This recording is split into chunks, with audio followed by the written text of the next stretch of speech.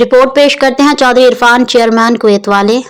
طوبیٰ انور نے showbiz industry میں entry کیسے لی؟ اداکارہ کی لب کشائی۔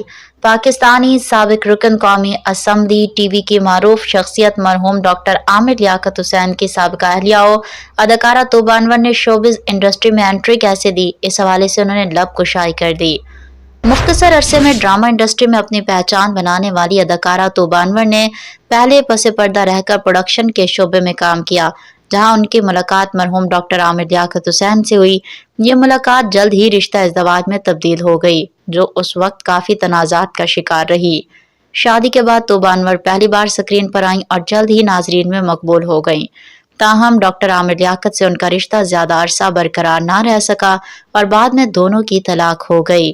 طلاق کے بعد طوبیٰ انور متعدد ڈراموں میں اداکاری کر چکی ہیں۔ حال ہی میں ڈرامہ سیریل مہرہ میں ان کی اداکاری کو ناظرین نے خوب پسند کیا۔